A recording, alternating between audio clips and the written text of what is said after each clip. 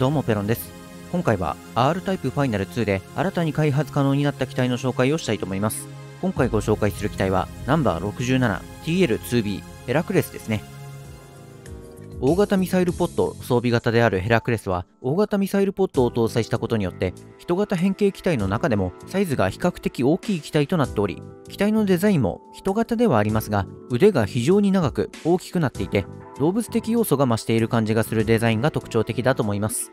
またデザインだけでなく変形時の動きも他の機体とは違う点が多くなっていて、人型変形機体で唯一コックピットの向きが変わることなくスライドして後ろに収まるような動きをしますね。TL2A シリーズとは異なり重心を手で持つことなく腹に抱えているような見た目も他の機体とは異なる特徴ですが、さらにこの重心の下にはバイポッドが取り付けられていて、これもヘラクレスだけに見られる特徴ですね。個性的で洗練されたデザインと造形美を持つ機体なので、この機体の外見が一番好きという人も多いんじゃないでしょうか。フォースはアキレウスと同じビームサーベルフォースが搭載されており、ビームサーベル系フォースの中でもリーチが長いのが特徴ですね。ビームグレンはフォースに取り付けられたマニピュレーターから赤いビームサーベルが伸びてバイドを切りつけるようにして攻撃を行います。見た目はビーム黄昏と似ていますが、攻撃力が低めに設定されている代わりに遠距離攻撃用のビームが発射される仕様になっています。本体からの連続ショットと軌道が丸かぶりで破壊力もないため、攻撃力の低下に見合うほどの性能ではなく、高難易度でプレイする場合は優先して装備したいレーザーではないですね。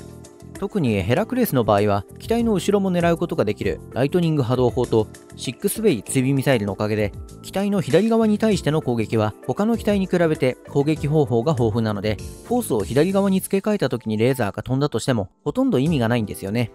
外見はかっこいいだけに戦闘能力の残念さが際立っているように感じてしまいますが、ビームグレンはロマン枠だと考えれば性能を度外視して見た目重視で遊んでみるのも悪くないと思います。ビーム群青はフォースから斜めにビームサーベルが伸びて回転し、その剣先からレーザーが発射されます。剣先から飛ぶレーザーはビームグレンから飛ぶレーザーよりも破壊力があり連射もできるため、壁際の敵の処理は割と得意ですが、発射角度と弾速をしっかり把握しておかないとバイドに当てることも難しいので、遠距離攻撃をする場合は結構神経を使うと思います。個人的にはバイドから距離を取って使うよりも至近距離での超高火力が一番魅力を感じるポイントですね。中距離戦闘もある程度こなせますが、基本的にはバイドに密着した状態でのゼロ距離戦闘を得意としているレーザーのため、瞬間火力が必要な場合は最も頼りになる装備だと思います。ビーム黄昏は剣先にエネルギーが集中したビームサーベルがマニピュレーターから伸びて切りつけるようにして攻撃を行います。見た目はビームサーベルというよりはメイスのような鈍器に近いため、殴りつけるという表現の方がしっくりくるかもしれませんね。基本的な立ち回りは正面に立つのではなく、機体の上下でビームサーベルが止まる位置に合わせて位置取りを行うと効率的にダメージを与えられるようになります。ビーム黄昏はビームサーベル系のフォースの中で最も射程距離が長く、それに加えて高い破壊力も備えている優秀な近接専用装備となっており、派生型フォースのビームアックスフォースやビームダブルクローフォースの黄色レーザーは射程距離が短くなっても攻撃力が劇的に変化するわけではないため、純粋に近接戦闘を楽しみたいプレイヤーにはビーム黄昏が最もおすすめですね。次にフォースを切り離した後の状態についてですが、射撃能力は取り付けられておらず付随する能力も何もないため、フォースの付け替え以外で使用することはないと思います。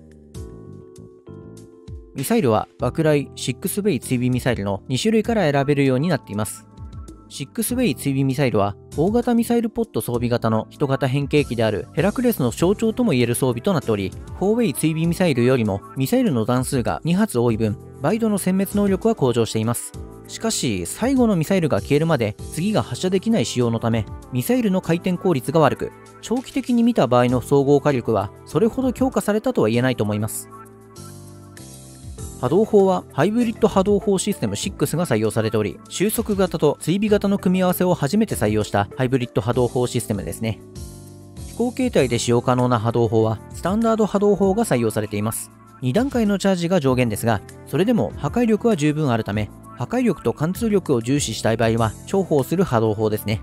基本的にはライトニング波動砲がメインになるとは思いますが、ごちゃごちゃした場所ではライトニング波動砲は狙ったところにピンポイントで飛んでいくことはまずないため、それを補ってあげるのに適した波動砲だと思います。